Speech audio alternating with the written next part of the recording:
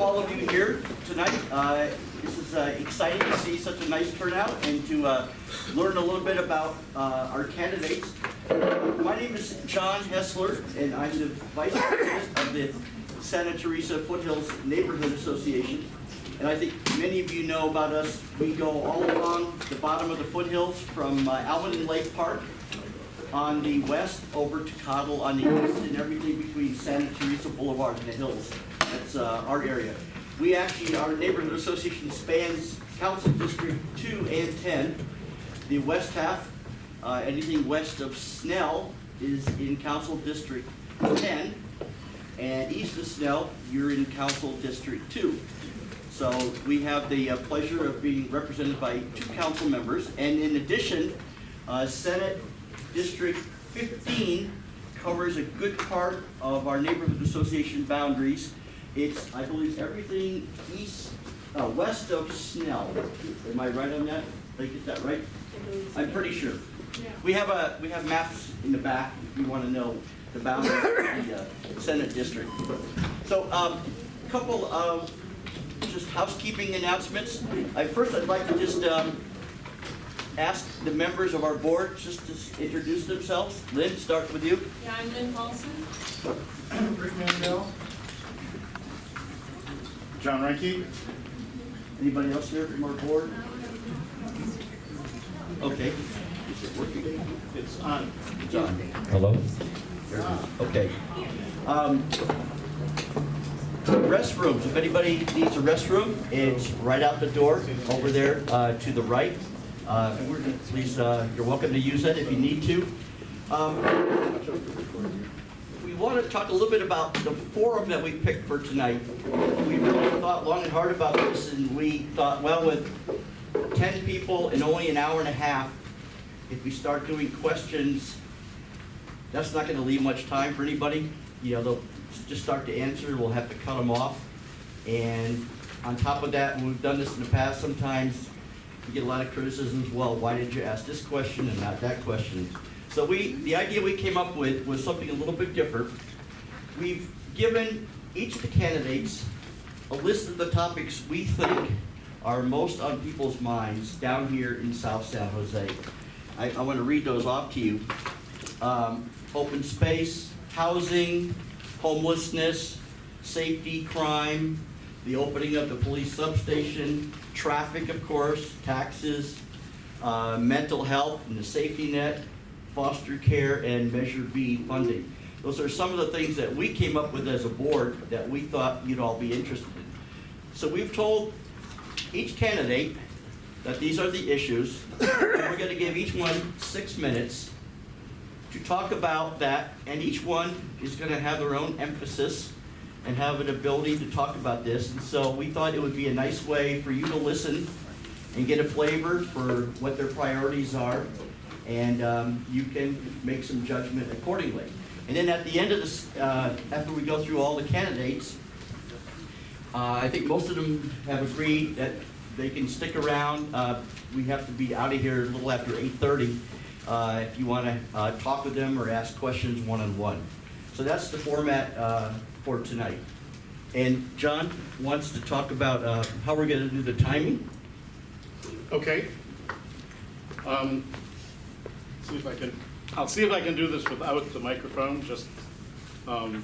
So what I have is a timer program here. So we'll pull this up. It shows you how much time you have left. You probably won't hear it, but I will. When you have 30 seconds left, it will say 30 seconds left, and I will make some hand motions. And then when your time is up, it will say time up, and I will basically do this. And shortly after that, I will say thank you. So we would like you to try to stick to that time. I realize it's hard and you all have a lot to say, but if we do that, then we will have enough time at the end of the meeting that you can meet and greet people and talk to people one-on-one, which we think most people will find to be satisfactory.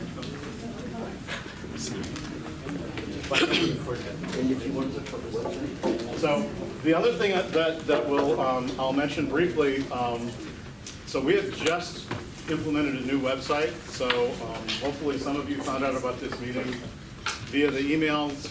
So I just heard a report yesterday. Someone on the website tried to give us some money. They tried to sign up and give us money and something went wrong. I don't know what's broken there. So if you want to give us money, talk to Len.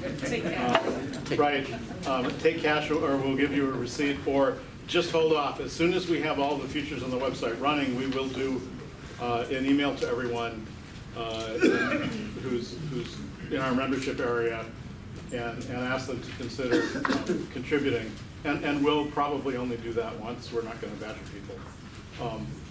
And for those people, whether you're in our membership area or not, if you want to be on our mailing list, you're certainly welcome to that. And you can either leave your email address on the sign-in sheet, or you can talk to me later. Okay, thanks, John. We just passed out, we call these our little cheat sheets. It's something for you to take down notes. And at the top is a list of all the candidates for each of the 3 seats. So we're passing them up. If anybody didn't get one, raise your hand and we'll make sure you get one. Okay, so I think we're ready to get going. Of the 13 candidates for the 3 seats, all but 3 are here. Anne Ravel, who's running for state senate, she sends her regrets. She came down with a sickness, so she was not able to make it tonight. And 2 others we did not receive any communication from. Those are Ken DeVal and Robert Howell. So with the exception of those 3, everybody's here and looking forward to talking to you about issues of importance. So in order to figure out who's going to go first, we just threw everybody's name into a hat. I'm just going to draw a name out at random and take it from there. Okay, so to draw the first name, so as we move down the list, we'll ask the person who's finishing up speaking to draw the next name. But for now, I'm going to pick on Greg Peck here and let him pick the first name out of the bunch. Yes, well, some people have seen me wearing this as a hat, but that's, my camping days are behind me a bit. So the first name drawn is Johnny Khamis, who's running for Senate. Wait, There's a microphone here you can use if you wish. how could that be? He's the last one in and To be fair, he called and That's said true, that he he would did. be arriving at the last minute. And thank you for that. Yes, well, thank you for having me. And yes, if you guys want to figure out our website to donate money, it's available too. But many of you already know me. I've been representing this area for the last 7 years. Many of you may not know that I came here as a refugee. Can everybody hear me? This thing is, okay, great. I came here as a refugee from Beirut, Lebanon. I was a kid when I first came here, and I moved in right down the street on Lean and Blossom Hill. I've lived in this area all my life. I'm raising my family here. I've got frustrated at the way City Hall was managing its money, and we were cutting services, cutting library hours, cutting park hours, and I said, let me use my degree as a financial advisor and my experience, 19 years experience, helping other people manage their money as a leader at City Hall. And when I first got into office, some of the first things that I did was look for ways to spend money. You know, most politicians look for ways to spend money, and I was looking for ways to save money. And so in my first year, I looked at leases that we were spending all around, and we were leasing lots of different properties, including a training center for our police department. And yet we had this beautiful brand new building right down the street that was built and unopened. I wrote the memo that said we must move departments to consolidate all leases and bring in whatever we can into the buildings that we already own. In the first year, we started saving $1 million after we opened that facility, after I got into office, because we moved our academy into that building. And I have been looking for ways to save money ever since. I was one of the persons who asked for the audit. I was the person who asked for an audit of VTA outreach. I think I talked to you guys about that a long time ago. Where we uncovered 200,000 unverifiable trips that amounted to $3 million a year in the 3 years we audited them. And that was a contract that was due to renew automatically without discussion. And so I'm always been looking out for ways to save us money, not because I just like to save money, but because money affects other services. It affects the way how much money we have to spend on our police department. It affects how much money we have to spend on opening parks. And I'm happy to say, ever since I've been in City Hall, we haven't had a budget deficit yet. We've opened our libraries 6 days a week. We've opened our parks. We have 1,100 police officers that are in our current police department. We've reinstituted our burglary unit, and we've worked on a lot of different other things. Other areas of interest that I think specifically to this organization that I've helped work on that no other council member has been successful on is locking up the Santa Teresa foothills for permanent public use. I have so far been able to work with Open Space Authority to lock up about 80 acres out of the 300 acres, and I've been working with Senator Bell to find more money to buy more of the Santa Teresa foothills that I know all of you were concerned about. On the Coyote Valley, I was in the majority. We actually all voted unanimously to preserve the Coyote Valley, but I was also making sure that our money's being spent wisely there. We wrote in, now everybody, many of you remember Measure T, right? Measure T was that tax, the parcel tax that passed. I wrote in a specific dollar amount for road pavement maintenance. $300 million is what I asked for, and our council actually voted to put that in the ballot language. Why? Because it promotes accountability. If we had just spend money on road pavement maintenance, how much money would we have spent on pavement maintenance? We've actually already passed several taxes that say we're gonna spend money on pavement maintenance, yet this is the only one that we're actually liable if we don't spend the $300 million. I believe in accountability. Now, how many of you guys think that our state is spending our money wisely? Raise your hands, please. Okay, let's look around. About two. They're spending our money wisely. The rest of us don't feel that we're not getting results with the amount of money that we're spending for our tax dollars, our property taxes, and all the other taxes that are being collected, our gasoline taxes. I think we've never paid more money, and yet our streets are getting more deteriorated. There's more criminals on our streets. There's a lot more homelessness, and the prices of housing keeps going up. Something has to change at the state Senate level, and I'm going to be that voice for change. I want to look for ways to actually house people who are unhoused. We talk about housing like price is the only problem. Price is a problem. It's one of the many problems that we have. But a lot of people that are homeless are mentally ill and or drug addicted. And I'm looking for ways to implement like Laura's Law that could have been implemented already in the county. I'm looking for ways to make mandatory drug rehabilitation for people who are leaving prison.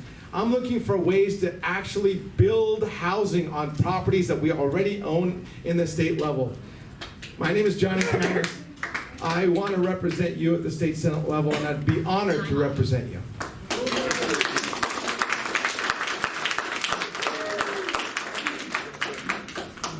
Thank you, Johnny. So, take a slip.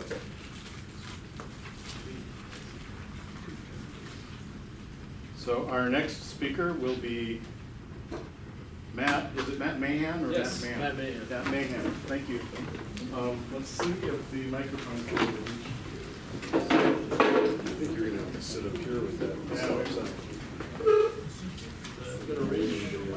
Or you want to come over wherever you're comfortable. Want my seat, Matt? I can go over there. Well, that might reach. I think, is that working? Yeah. Yeah, okay. I'll give you a little. All right, perfect. I'll wait for the timer. go ahead and start, and I will. Okay. I also just want to be clear, I'm running for city council here in District 10, so not to confuse you, I'm not running against Johnny. I know we have a lot of different offices here. So my wife and I are raising a family here in the Santa Teresa Foothills neighborhood, just down by Foothill Park, so near Helen Street, near the Foothills. And you know, I feel really lucky to be here, to be raising a family in San Jose.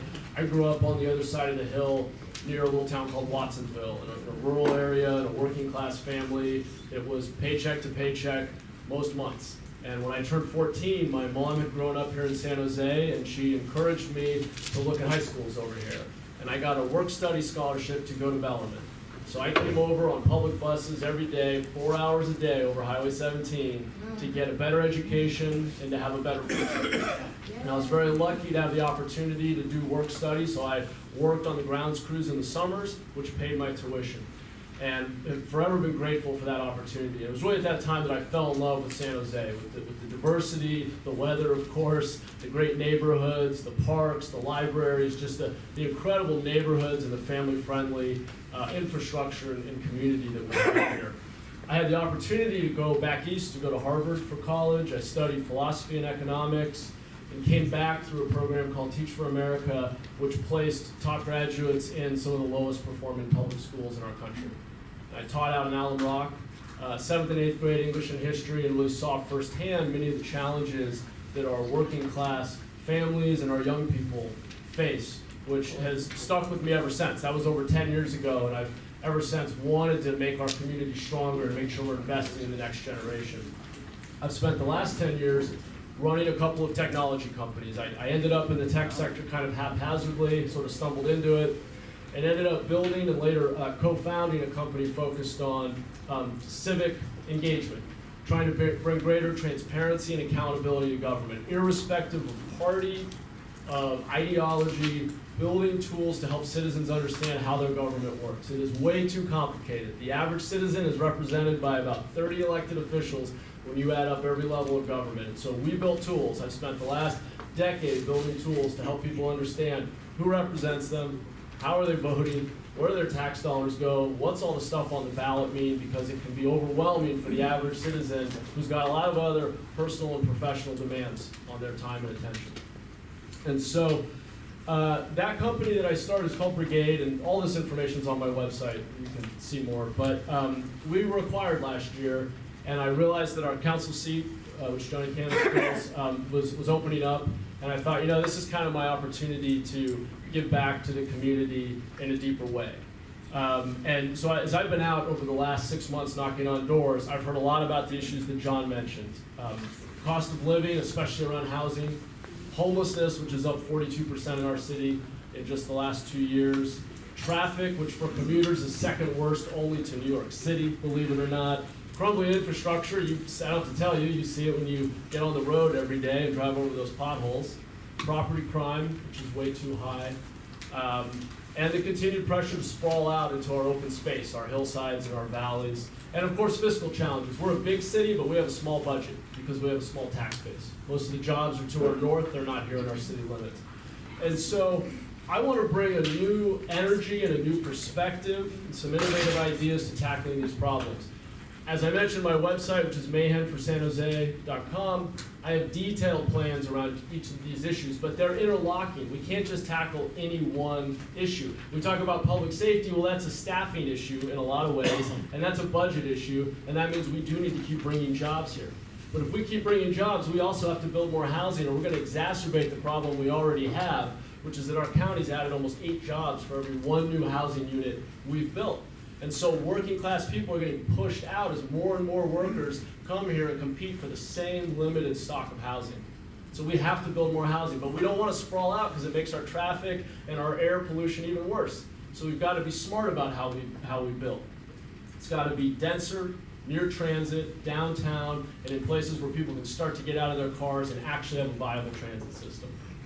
I'll also say on homelessness, while shelter is critical and people need to have stable, secure shelter, I also think it's time for us to revisit having a secure, long-term mental health facility or facilities in our county. We had one, and I understand they're not perfect. I've talked to nurses who worked at Agnews and people who's had family members there. And I get how sensitive that issue is, but if we don't provide long-term, secure, caring care for people, we are not gonna fully get our arms around this problem. I did a police ride-along 2 months ago, and I saw firsthand the revolving door of picking people up, dropping them off at Valley Med. They're there for up to 72 hours just to get hydrated and right back on the street. It's costing us tens of thousands of dollars a year per homeless person, and we're not making their lives any better. We have to be smarter about how we spend our resources. Speaking of which, and I know I'm almost out of time, I really want to push the city on consistent annual audits on spending to make sure we're being as smart and efficient as we can be with our tax dollars. I want to chart a course. It took us 20 years or more to get into our unfunded pension liability problem. It's going to take a long time to get out, but we need to chart a course to making them self-contained, self-funded, so they don't keep eating away at our operating budget, which is part of why we don't have the services that we all think we ought to have for the taxes we pay. So I just want to say I've been very active in the community.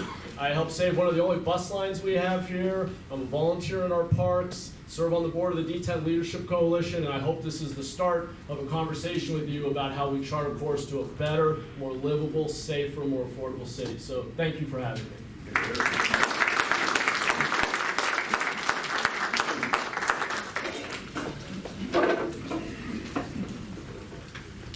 Thank you, Matt.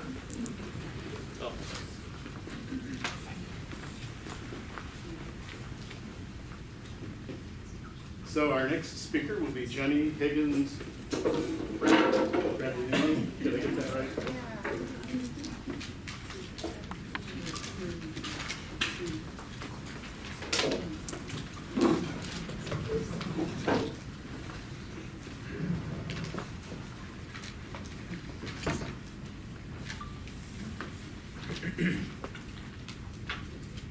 Ready?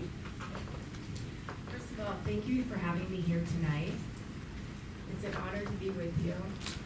And as many of you know, I was involved in a tragic accident in December. And my heart, my prayers, and my mind are with this family. And at this time, I know people want answers and want to ask questions, but I cannot speak to that beyond the statement that I've already put out. But I do want you to know that my passion and my love and for my community has not wavered. And my name will appear on the ballot on March 3rd. And I'm running for city council for a simple reason, because I care. I care about our families, I care about our community, and I care about the future of San Jose. We've been neighbors here in D10 for 20 years. This is where I chose to raise my family. This is where I started a small business. This is where I was a first hire for an international company where I was the VP of Sales and Marketing for 10 years.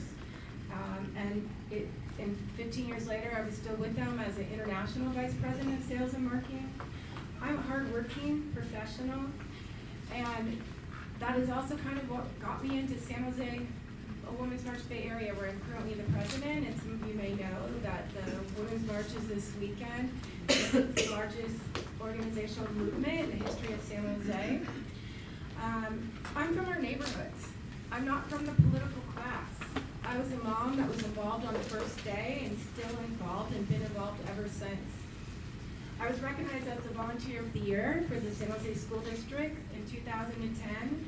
I'm still on the PTA of my son's school, which is Pioneer High School. All through the years, I've followed them through the PTA. I'm proudly endorsed by our Teachers Association and 5 of our current city council members and several other elected volunteers, and committee volunteers and also officials. You know, San Jose isn't a time of change, and the decisions that are made at City Hall will shape the future of Silicon Valley. Many residents are thriving here, but many are left behind because of housing prices, freeway congestion, crime is increasing, and our quality of life suffers from all of those things. And when we talk about the housing crisis, affordability and rising homelessness, there's no issue that's more important than this one right now. With the rate of homelessness and displacement going up and up, and housing costs continue to skyrocket, this is not just an imperative for our community, but it's a moral imperative for how we as a community care for one another. We need more affordable housing options, and we need to rescue our neighbors living on the streets or in their cars. These things need to happen now. Our former council member, Pat Dando, actually started the wheels in motion for affordable housing in District 10 20 years ago. We're just now moving forward with some transitional housing in the Hoffman Viamonte area for foster use and seniors. We can't wait another 20 years for this to happen. Another thing that's important, and I heard that's important to most of you, is fiscal responsibility. City Hall is asking for our tax dollars, and you deserve to ask for fiscal responsibility and accountability and how our taxes are spent. I will deliver a strong oversight, ensure proper investment of our resources, because we cannot continue to keep asking our residents to pay more taxes. I am not supporting the property transfer tax because of that. When our city council, by one vote majority, agreed to waive the impact fees and the in lieu fees of creating about $67 million, and then turns around and asks our residents to pay more taxes for affordable housing, where that money would have gone to affordable housing, I can't support this measure. And having a fiscal responsibility to me means a budget that's always under scrutiny, and it means working with city leadership and staff to make sure we know where every dollar goes. It also means making use of the funds we have.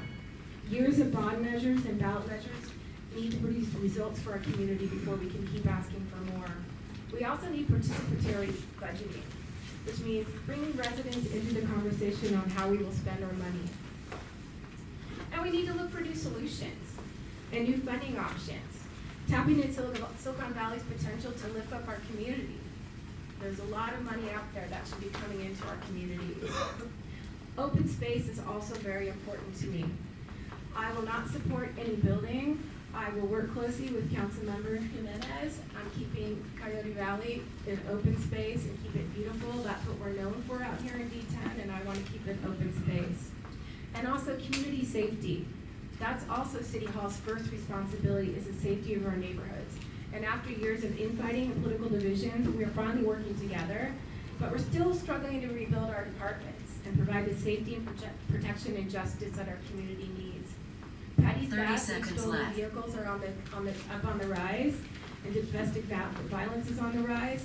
I think by opening our substation is going to help us a lot. It will reduce response times by 5 minutes, and even more so when with traffic. So in 2018, I actually went to City Hall, and I intentionally got a job working for a council member there, because I wanted to see from the inside out what it was like to work at City Hall, and if I could be the person that could make the change that we need in D10. And so here I am running. I would love to have your support, and if you want to find out more, you can read more about my platforms on my website, votejenny.org. Thank you. Thank you.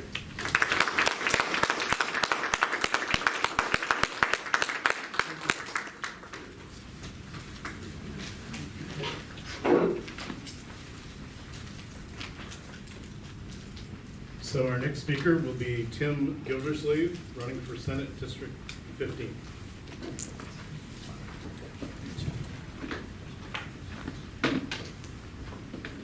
Okay, as he said, my name is Tim Gildersleeve, and I'm running for Senate District 15.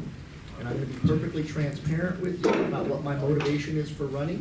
I'm a follower of my Lord and King Jesus Christ, and his second commandment of loving one's neighbor as oneself is what motivates me on a daily basis, as well as example of service. So that is my primary purpose for what motivates me for running, whether it be at work or whether I volunteer in church or community activities. I've always taken that approach, that my neighbor is more important than myself. I also believe that secular humanism is a failed philosophical system, but that's a topic for philosophical discussion sometime.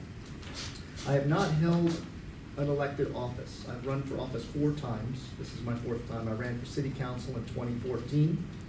I ran for U.S. Senate in 2016 and 2018, mainly to get some name recognition, which has been successful. And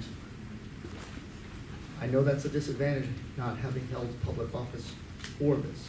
But some things that I think are an advantage is I'm taking no money, and I never will take any money when I run for office. So I will be completely devoted to the people. That's what it opens up for me. Also, I'm an independent. I've been an independent for about 15 years, and I don't subscribe to any political party. You might find me at a Republican function. You might find me at a Democrat function. If the Green Party has a function, I'll go there. If the Libertarian Party has a function, I'll go there. And you can also find me in many different places of worship. I visit the Sikh temple. I visit various other places. So I have interacted with a lot of people over the years, and I view that as a strength for this. Now, some issues. I believe that we should have tuition-free education. I believe in universal health care. I believe housing is a human right, education is a human right. The things that I just mentioned are all human rights. That'll be on my candidate statement. I also view unions as a tool to combat income inequality. And I believe that it's not just a climate change crisis that we're in, but that we're in an environmental crisis globally. So even though we would only be legislating for California, environment is a global issue, and we have to work together globally, even if we're on the state level, to solve this problem, which federally right now we're not doing.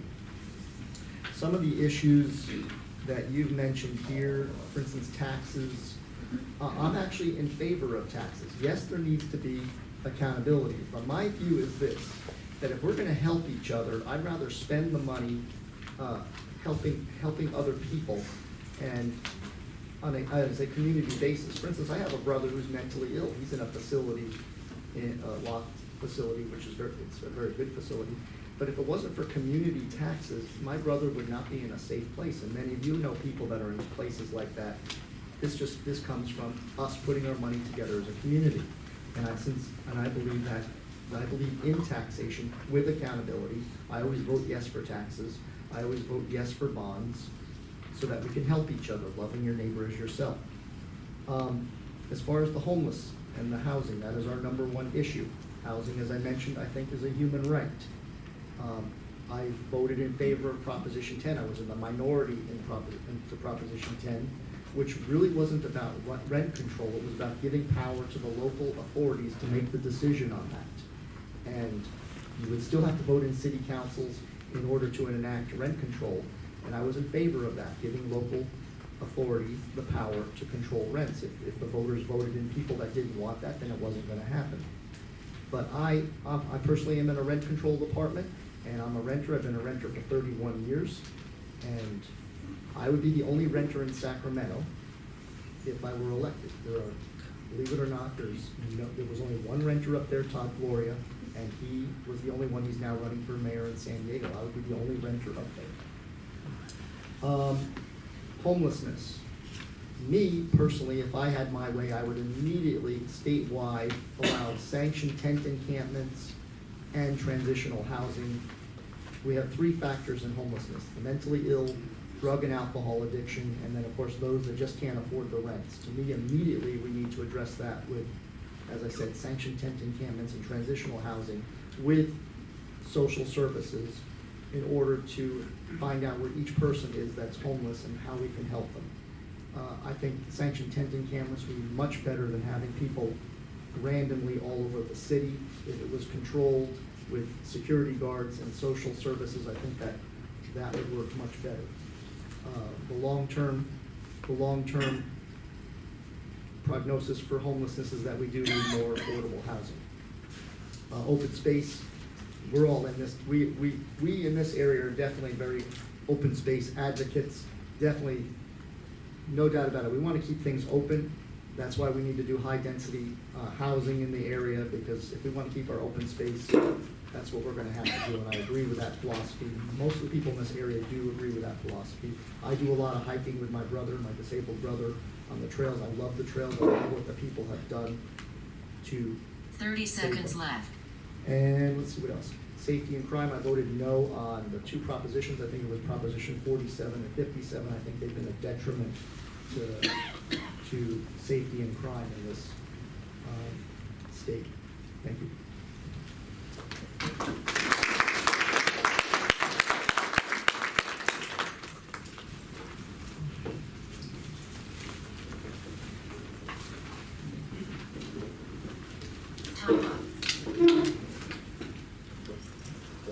speaker will be Helen Wang, who's running for San Jose District 10.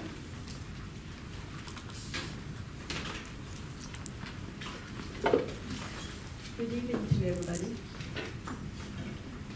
Just turn up as far as it goes, I'm sorry. Good evening. My name is Helen Wang. I'm running for D10 City Council. I probably like introduce a little bit about myself. In fact, I moved to the U.S. in June 3rd, 1985.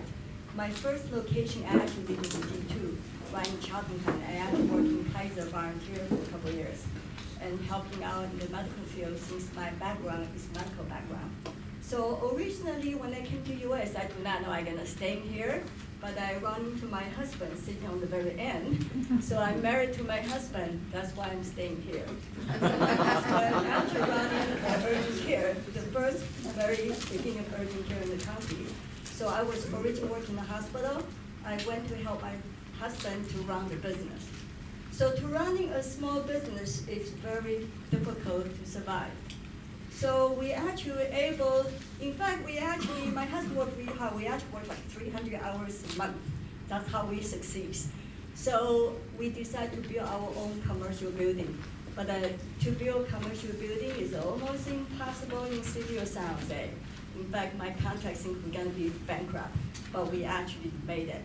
So after I finished our commercial building, I decided I would join the Small Business Development Commission in the city of San Jose. So my passion is always trying to helping small business to succeed in local, and everybody can live comfortable. Since we are local, provide local job, we can't move away and like big company get out of here. So I became commissioner for 6 years, and after that, we actually had a fire. So I had to management to do the commercial business for fire and figure out how difficult to fight with all the insurance commissioner and contract license board. So my passion is really try to help out all the small business to survive and provide a local employment and survive and live comfortable locally. So right now I'm actually also a small business task force advisor for the city of San Jose. My passion always helping local small business to actually survive and make a living and comfortably. So I decided to run because I find out the small business and local business actually underrepresented in the city. So there are too many red tape and tax for all the small business to survive in this city. And right now I actually moved to D10, so right now I live in D10, so I know D10 and D2 quite well. And I like to support affordable housing, but I think in D10 have a little bit infrastructure issue. So anything happen down Blossom Hill, American Express, one way in, one way out, things have no infrastructure to have more high density housing. So everybody had to go by Bailey. And I do not know we even have a disaster plan for D10 when anything goes wrong, and we can protect ourselves very easily. So since I'm in the medical field, I always like to working on safety issue. And so I like to make sure we have safety in the community. Of course, we need more police since San Jose pay also the lowest for the police. So I was thinking maybe we can actually subcontract a couple of districts to sheriff office, since City of San Jose does not own jail. So if we find criminal, we have nowhere to put them, we still have to give to the county. So my second question would be the homeless. Since my husband and I and plus his colleague, we actually volunteer working homeless shelter, treating all the homeless for a couple of years. So most homeless shelter have a couple of questions. First of all, they might have a mental problem. Second is drug problem. So right now we're gonna thank you, County Supervisor Cortese. They actually bought 2 hospitals. So I thought about St. Louis Hospital would be a wonderful hospital for mental hospital and also for rehab. So we actually able to have sort of navigation center, sort of screen out the people actually homeless, the one if need medical treatment or they either need a drug rehab, or some of them just need some kind of skill training, so we can waive everybody out to really fix the problem instead of move the homeless from location to location, and also putting the drug or homeless people or mentally ill people in the jail. In fact, ask will cost $75,000 a year to putting somebody in jail. And I think probably use that money to start a mental facility so we can help them to be treated and can be functionable. Or rehab can be functionable and retraining for some kind of job opportunity and work in the city, simple job which they can handle. So I know Laura's law has the 5150 for the 48 to 72 hours in the hospital, but they actually release them out of the hospital. 30 seconds left. In case costs more money out of that. So I think the best to do is a 5350. They can be actually treated for 6 months or maybe extend to 1 year so we can really solve homeless issue. So that's my passion on running for the city council to solve the homeless issue and figure out how can we actually get more affordable housing, which around the transient location, since we do live in East, we know. Time up. Thank you.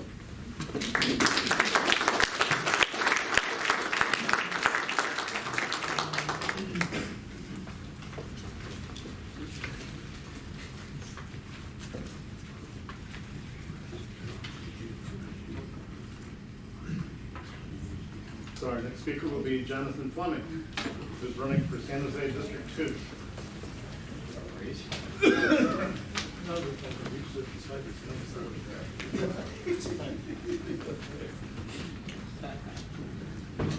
All right, can everyone hear me? All right. Good evening. My name is Jonathan Fleming. I'm running for San Jose City Council District 2, so thank you for having us here. Thanks for putting on this event tonight. It means a lot to me to be able to reach all of our voters here and residents throughout San Jose, so thank you for that. I want to thank all my volunteers, all my supporters, family. I have the most amazing wife. She's allowed me to do this. And that means something special. I think all the candidates up here can say our spouses, our significant others, they mean a lot to us because they're taking care of home while we're out here meeting the voters and doing our passion and fulfilling that. So thank you to her and, of course, my little daughter. Check out our website, votefleming.com. It has our entire platform, ideas, solutions, and a biography of who I am. That is votefleming.com. I want to tell you a little bit about myself. So San Jose, it's in my DNA. My great-great-grandparents were the first people from our family who lived in our city. They actually lived in the Almaden Vineyards. And that's about where they were. Mr. Mahan was a neighbor that they came to know. And my great-great-grandmother, I have a painting of hers of downtown San Jose.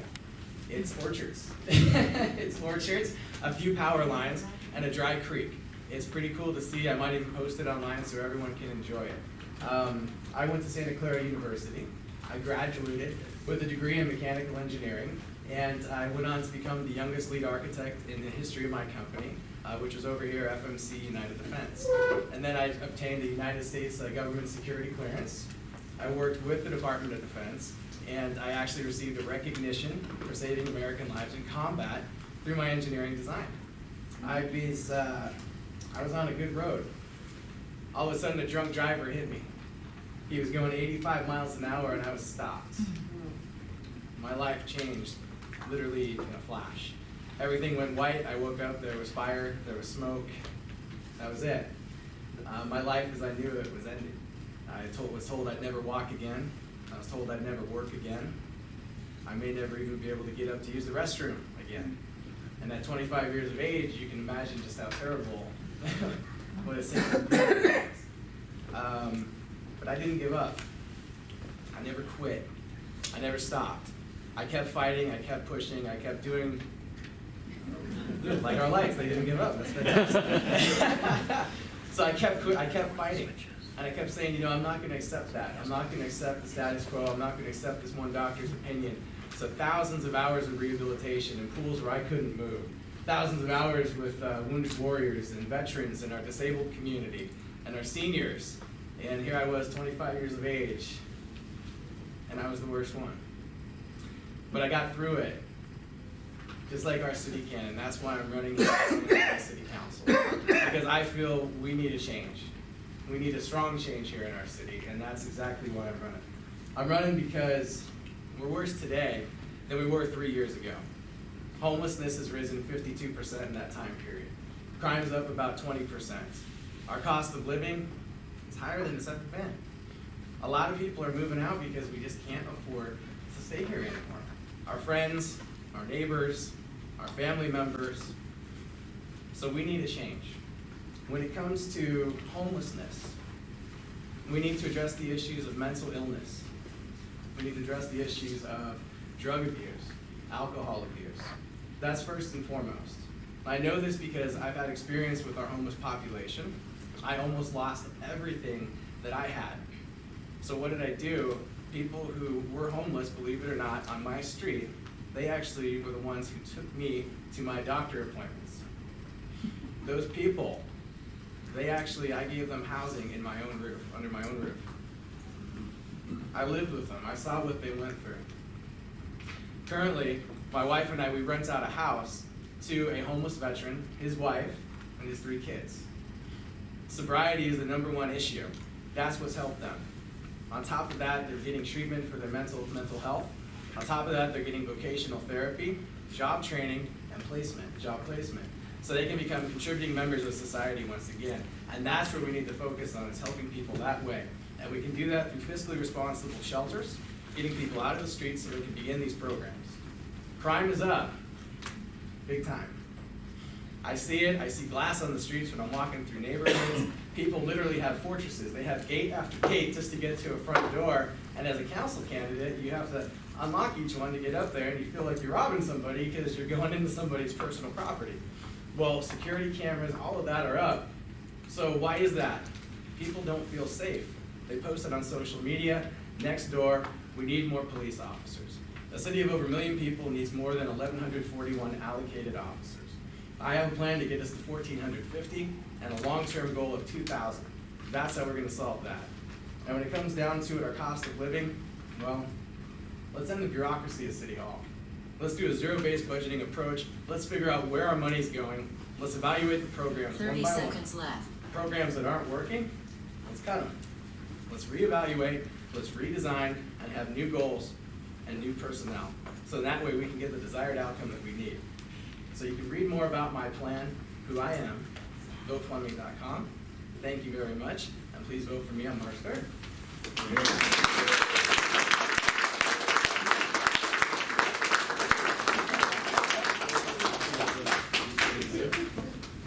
All right, so Sergio said he's going to Dave. I said I'm picking him. So let's figure this out.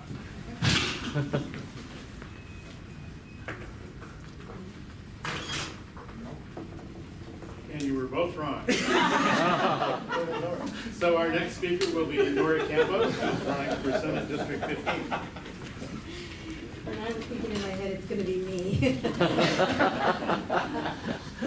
Well, first of all, thank you for the opportunity to be here with you, to talk to you about the issues that affect us, our valley, and the issues that I've worked on for the past almost 19 years. When I started my first experience in the city council in 2001, I had the opportunity to be on the council for 10 years.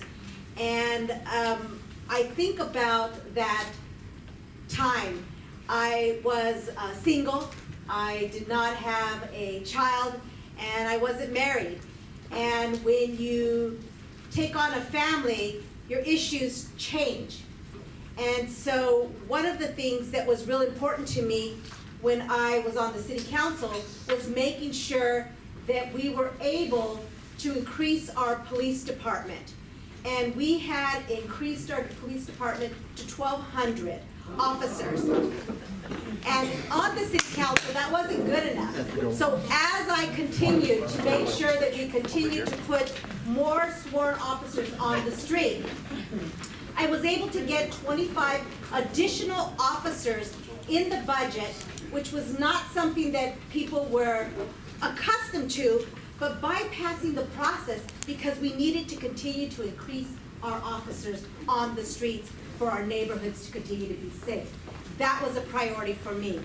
One of the things people said to me when I was on the city council and right before I went to the assembly, they said, You were at the forefront of public safety, but you're not gonna be remembered for that. Because most people look at other things because they take public safety for granted. When I went on to the city, when I went on to the state assembly, I was able to be part of public safety. My last year, I served as the chair of public safety. And why was that important to me? Because what I understood in my 6 years there, that the budget actually is one of the most important committees to be a part of. Because you get to determine where pots of money are going to go.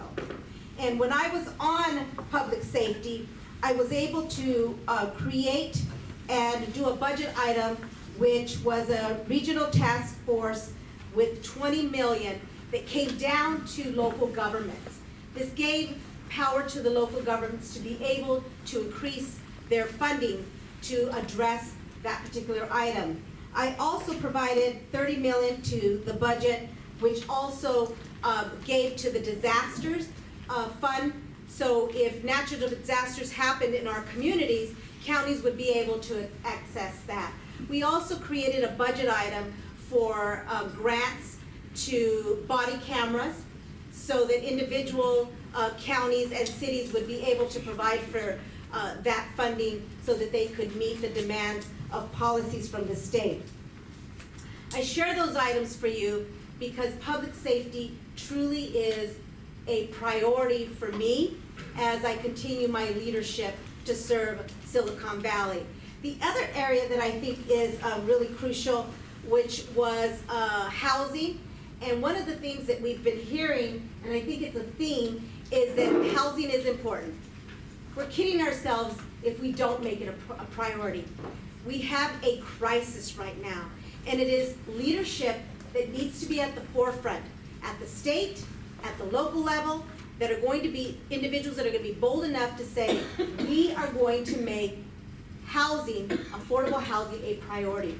I was the author of AB 2176, which are tiny homes, and it gave the city of San Jose, which gave Mayor Sam Liccardo the ability to call for a housing crisis, to be able to house our unhoused population here in the city of San Jose. We've created these tiny homes, and actually the first project will be opening soon. We're starting to see individuals move into that. But with that, we've created a community that has a small dog area for individuals to be able to take their dogs. It has a community kitchen. It has a community place for individuals to gather. And why is that important? Because they're also going to have wraparound services, which brings services for them to be able to find jobs. It also brings services for them if they have mental issues, so that they can get the services that they need. It brings an inclusive one-stop shop for individuals to get back on their feet so that they can actually be able to live there and then do transitional housing as we have permanent housing going into the pipeline for affordable housing. That is crucial.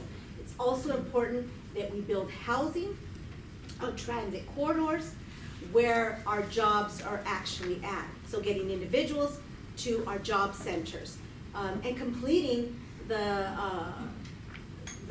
VTA, which isn't a complete circle 30 seconds within the left. city of San Jose. Wow, time goes by really fast. So public transportation is actually another important item for me. I hope you consider my candidacy. I met Nora Campos for Senate, and I look forward to the opportunity as we move forward in this campaign, taking California to the future. We are the innovative technology center, not only for California, but for the world. And we also need to make sure that our children could actually be able to move into those jobs here in Silicon Valley. Thank you.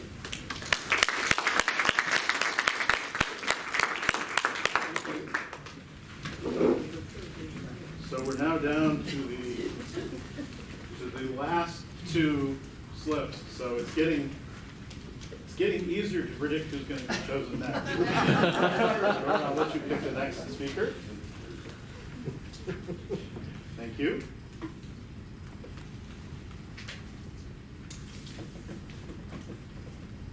So our second to last speaker will be Sergio Jiminez, running for District 2. Just reach. Almost.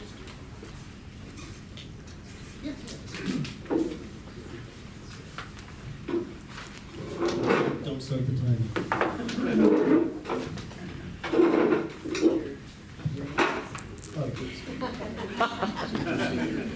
All right. Since there's some rumors online. But, well, thank you so much for being here. It's certainly a privilege for me to be before you today. I appreciate your presence here. You can be many other places, so I think it's wonderful to see you here. You know, like Johnny Khamis, I'm an immigrant to this country. I came here when I was 3. I've lived in the city about 40 years, lived in District 2 about 20 years. And I really do believe, and I'm sure Councilmember Khamis would agree with me, is that this is one of the few cities where an immigrant can rise to the level of providing some leadership at the city council level. And I'm eternally grateful to the citizens, especially in District 2, that have elected me to serve this first term that's about 3 years in. What I want to tell you is that long before I decided to run, certainly for re-election, but even the first time around, my commitment to service to this community had been long-standing. I put together meetings related to some of the oil trains that were coming down the pipeline here on Monterey Road. I served on the Parks and Rec Commission for 6.5 years as a volunteer, giving up myself to represent District 2, to chime in, to give advice, give recommendations to the City Council as it relates to parks and open space. Did that for 6.5 years and spent about 2 years or so as the chair of that commission.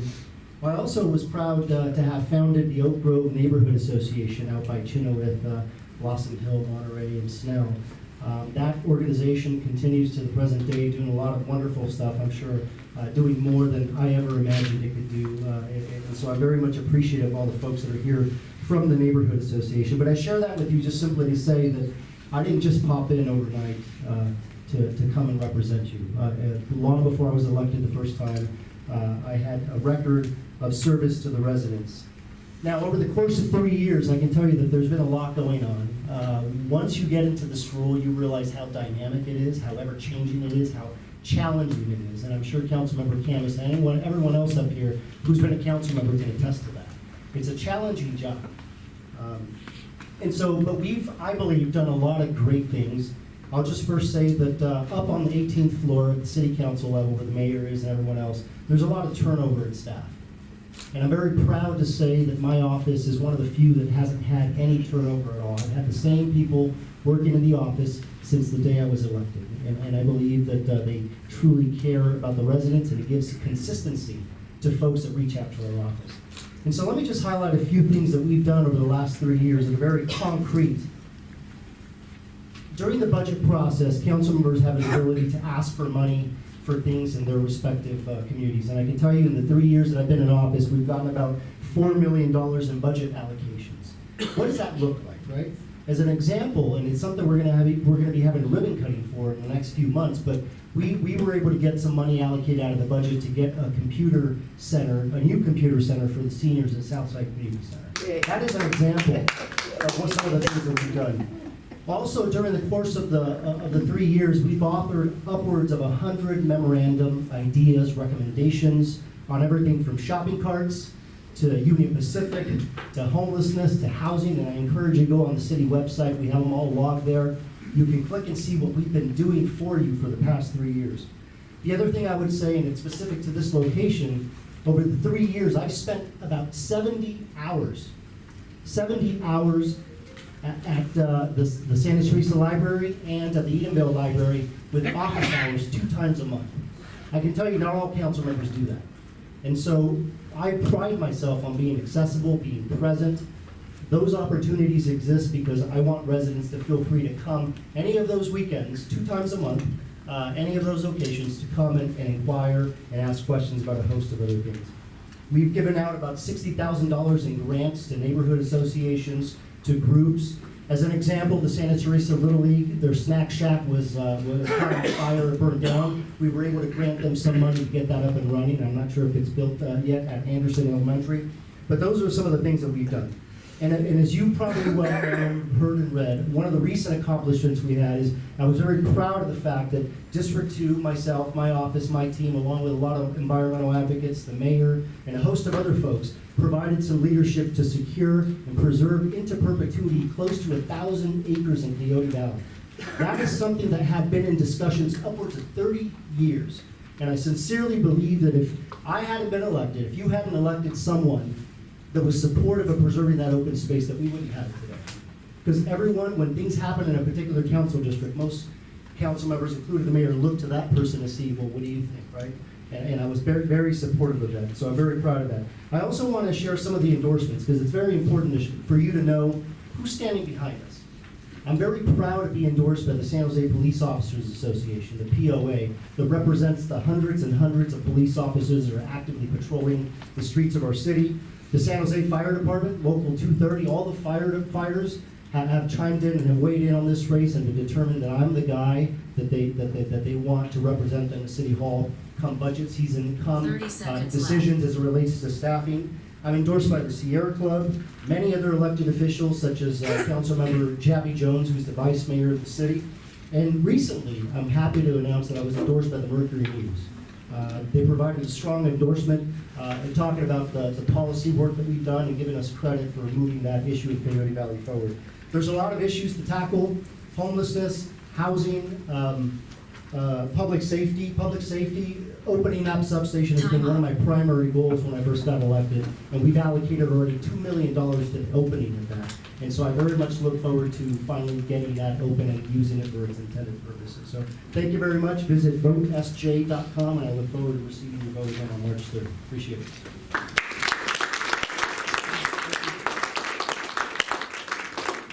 Well, there's no suspense, there's only one thing. So we'll turn this over to David Cortese. Well, I hope this is the reverse order of the election results. First of all, thank you all for being here, and thank you to the organizers for putting it on.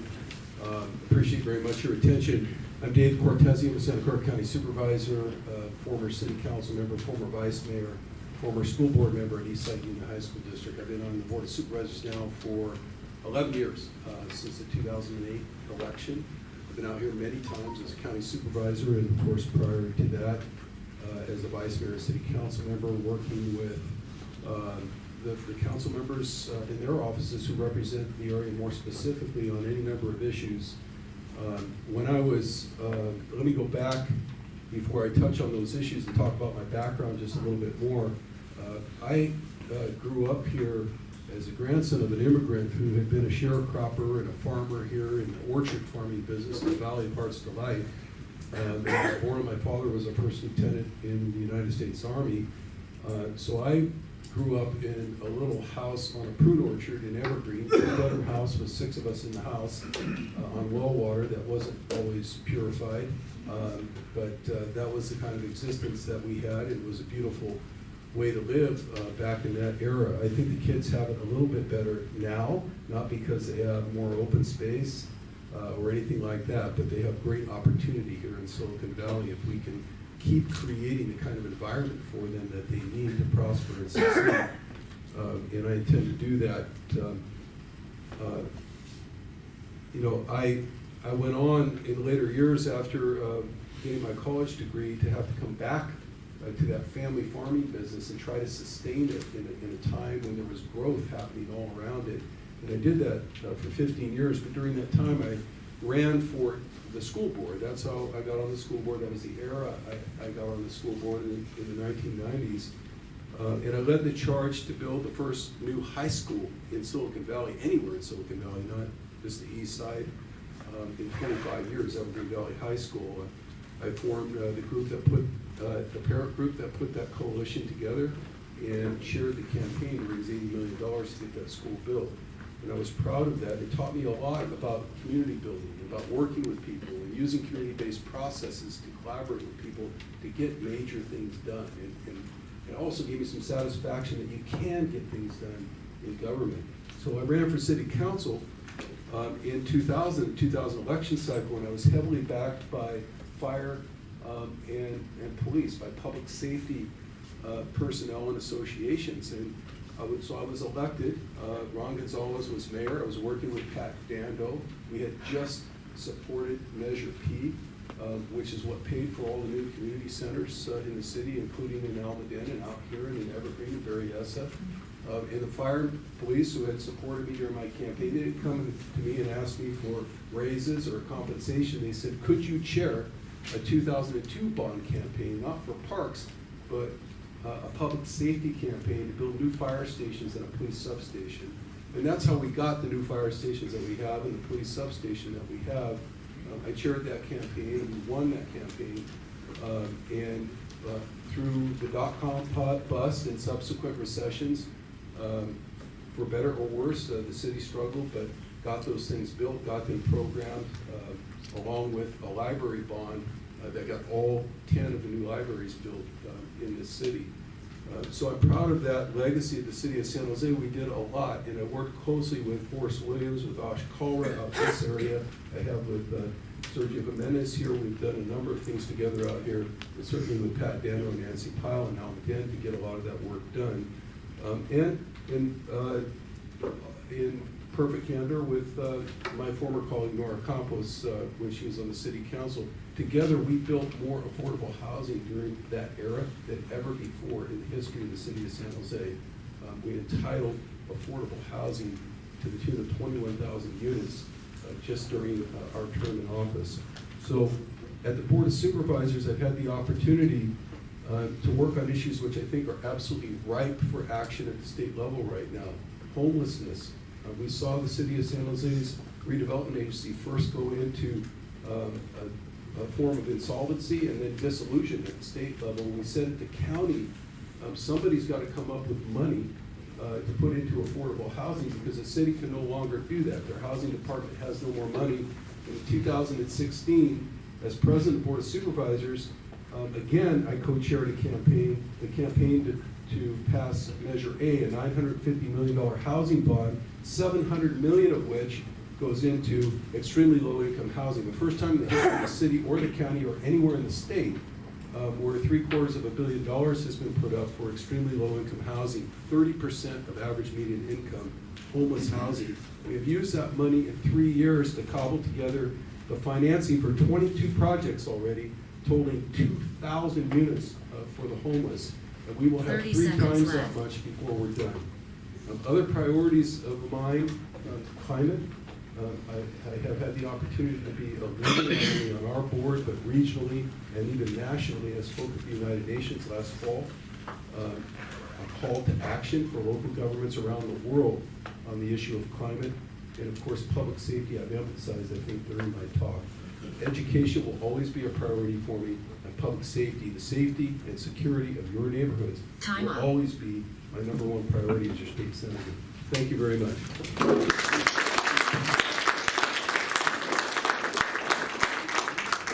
I don't know about all of you, but what a phenomenal group of candidates.